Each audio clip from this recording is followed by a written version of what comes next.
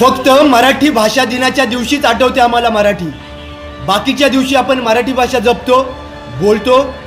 खरंच आपण मराठी भाषा जाणली आहे. करोडो अभंग इंद्रायणीच्या पाण्यावरती तारते ती मराठी. 9034 ओव्या लिहून भाषेला समृद्ध करते ती मराठी. कोणाचं कौतुक करायचं असेल तर इंग्लिशमध्ये कॉंग्रॅच्युलेशन्स, थँक्यू. पण कोणाला जर शिव्या द्यायच्या असतील तर त्या मराठीमध्ये. मराठी ही भाषा नाही आहे, तर प्रत्येक मराठी माणसाचा श्वास आहे. मराठी भाषेला अभिजात भाषेचा दर्जा मिळाला म्हणून आता सर्वच जण स्टेटस लावतील. पण मराठी ही भाषा जाणण्याची, जपण्याची, ही समृद्ध करण्याची गोष्ट आहे.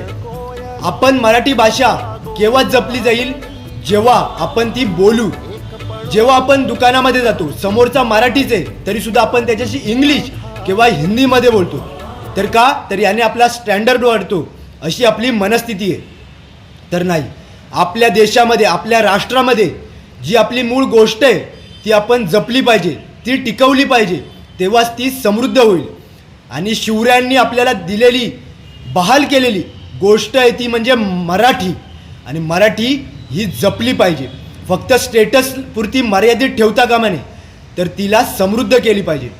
करोडो लोकांची पोटं भरते ती मराठी.